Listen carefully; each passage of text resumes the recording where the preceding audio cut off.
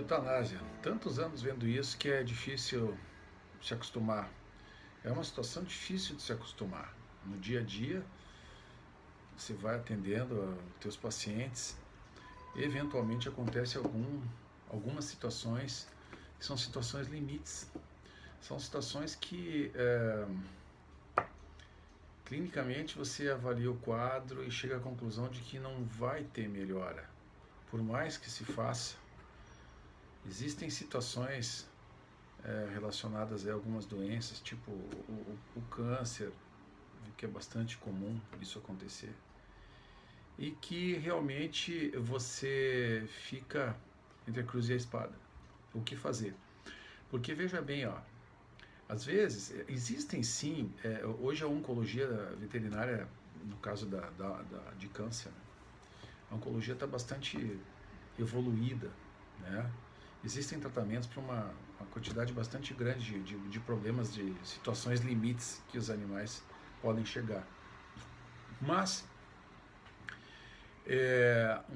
muitas vezes, de modo geral, até mesmo com algumas intervenções oncológicas e com quimioterapia, ou procedimentos cirúrgicos ou quimioterapia, existem algumas patologias que acabam evoluindo para o óbito.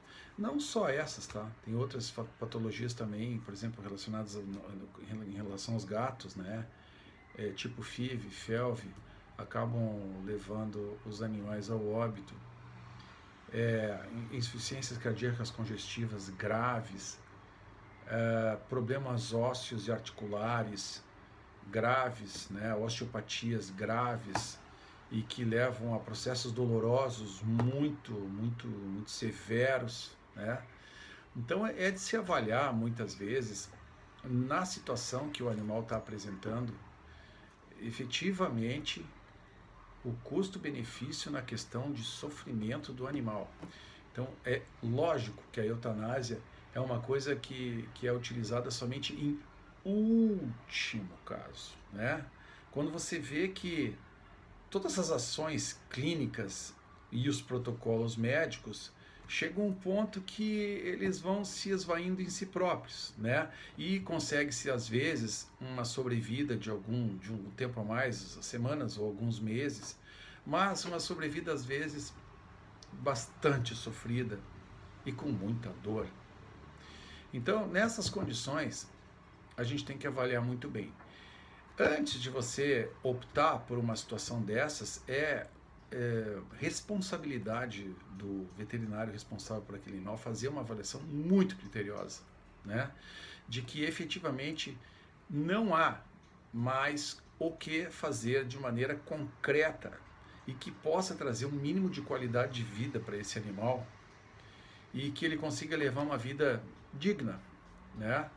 E não seja uma vida de puro sofrimento, ou calcada basicamente em cima de analgesia, de protocolos medicamentosos com efeito analgésico poderoso, mas que eles consigam pelo menos caminhar, andar, ou mesmo não só caminhar, andar, mas tenham uma qualidade de vida. Em alguns, por exemplo, alguns cães cadeirantes que têm uma qualidade de vida até bem razoável, né? São felizes. Mas isso é importante se avaliar quando você vai fazer a decisão para um procedimento de eutanásia, né? O sofrimento do animal, se ele vai se persistir caso você não faça eutanásia, a intensidade desse sofrimento também tem que ser avaliada, né? O Hoskins, no seu livro de geriatria e gerontologia veterinária, fala uma coisa muito interessante, uma coisa que sempre me tocou muito. Ele fala o seguinte: você, quando vai fazer uma avaliação de uma opção ou não de eutanásia, você tem que ver se você vai estar prolongando a vida ou se você vai estar prolongando a morte. O fato de prolongar a morte significa mantê-lo vivo a qualquer custo, sob qualquer tipo de sofrimento que seja. Eu sou contra isso. Eu vejo que muitos pacientes animais, eles chegam num patamar tão absurdo de sofrimento, às vezes consumidos, literalmente comidos vivos por algumas miíases, vulgarmente chamado bicheiras, que você pensa, meu, é totalmente desumano deixar o animal nessas condições. Então, a partir do momento em que você decide pela eutanásia, e é uma decisão difícil, para mim é muito difícil, eu sofro muito com isso, né? Todas as vezes, se eventualmente eu tenho que fazer a eutanásia, eu fico muito, muito mal. Não lido bem com isso, né? Por outro lado, eu tenho o meu dever de médico veterinário de suprimir o sofrimento que aquele paciente está tendo. E depois disso eu sei que o bem foi feito, né? É um gesto de amor, não só teu enquanto veterinário, mas da família deste cão ou desse gato, muitas vezes idoso, que caminhou durante vários anos com essa família e teve uma vida familiar bastante feliz e ao final tem que fazer com que ele parta de maneira mais serena e sem sofrimento, né? Sobre a eutanásia propriamente dita, pessoal, tá? A gente faz com anestesia geral, tá? É uma eutanásia absolutamente indolor, certo? É um protocolo pré-anestésico, depois um protocolo anestésico e uma anestesia geral. A partir daí, o animal ele vai dormindo e não volta mais, certo? É uma eutanásia